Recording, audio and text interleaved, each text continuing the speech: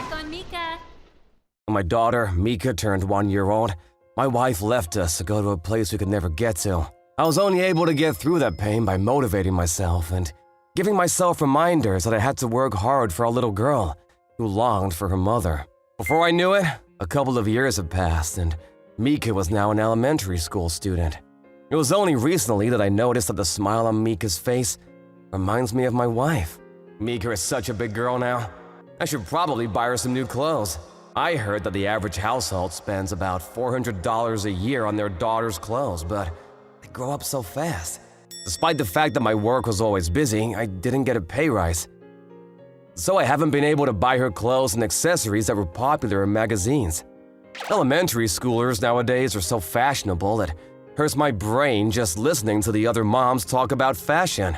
Mika, why don't we buy you some new clothes?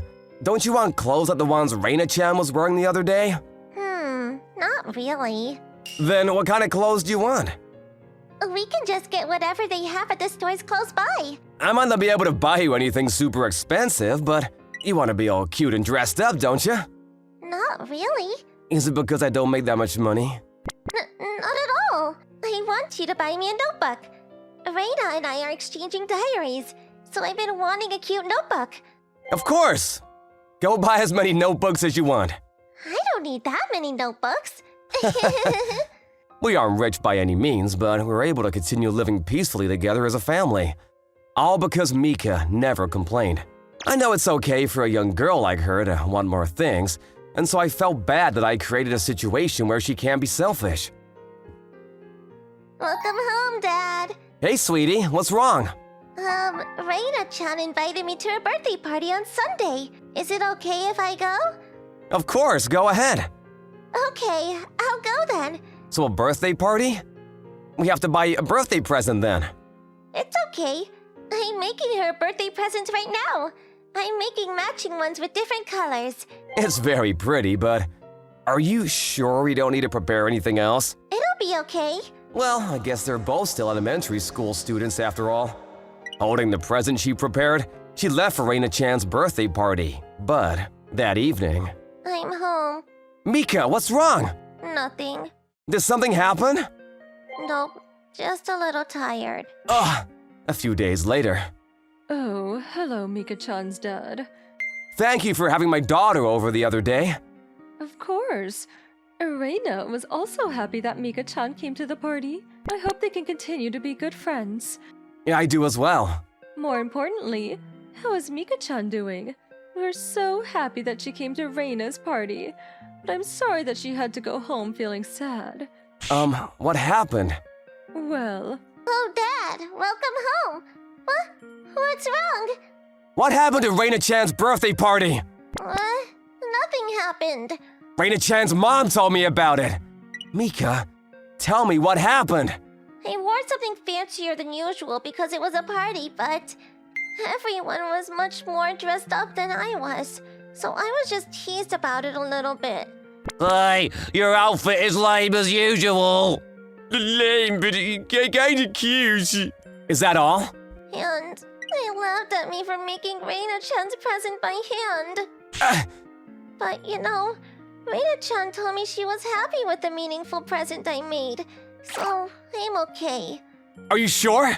Yeah, Reina-chan's mom also warned them and said that the best gift anyone could give was being there for Reina-chan at her party, so… Those kids apologized before we left too, so it doesn't bother me anymore. I should have prepared a proper gift. I should have cared more about the way she dressed. Those feelings of regret were all I could think about. Mika, I bet she's doing her best not to worry me. When I thought about Mika's toughness and kind heart, I started to feel embarrassed about myself. A few months later, as Mika's birthday approached… Dad, I want to have a birthday party. A birthday party? But our house isn't as big as Reina-chan's, and I don't think we have the luxury to call a bunch of your friends over for a party. You don't need to worry about that. Listen, Mika, it takes a lot of preparation to invite people over for a party. We can't just say, we're hosting a party at our house, but we're not able to provide any food or drinks, right? But we just need a birthday cake. It doesn't work like that. You felt bad about yourself at Reina-chan's party, right? you might have to feel that way again. We can celebrate your birthday without having a party, right? I didn't feel bad at the party. Besides... Mika! I said we can't, so we can't! Fine, whatever. I hate you, Dad. Mika! From that day on, Mika stopped looking at me or speaking to me. It was the first time I heard Mika whine about something she wanted. Still, I knew that inviting her friends over to this dirty apartment would end up badly. I didn't want to do something that would obviously give Mika another traumatic experience. A few days after that, Mika, what are you doing without turning on the lights? Are you still mad? That's enough already! Mika! Where are you? There was no sign of her in the house. I looked around at her usual hangout spots and went to her friends' houses, but the only responses I got were that she hadn't been there. Everyone must have been worried because I had contacted them. Reina-chan's mother and other parents helped search for Mika even after dark. Mika! Mika-chan! Where are you? Mika? Mika! Dad? Are you hurt anywhere? I'm okay. Good. Oh, thank goodness. Dad, I'm sorry for making you worry. I didn't think I would be this late. Where did you go? I went to the store in a nearby town to buy you a present, but I didn't have enough money to get on the train home. So I tried to walk home, but I got lost on the way. A present? Do you know how it's almost my birthday? I wanted to give it to you on that day. I know you were against it, but I wanted to give it to you at my birthday party. It's your birthday, Mika! But you want to give me something? You always buy things for me and don't prioritize getting things for yourself. Well, that's normal, sweetie. Nope, it's not. You have things you want too, right, Dad? When I went to Reina-chan's birthday party, I realized that her mom looked happier than her. When I saw that, I realized the birthday parties aren't just for people being celebrated. I realized that it's a special day for moms and dads too.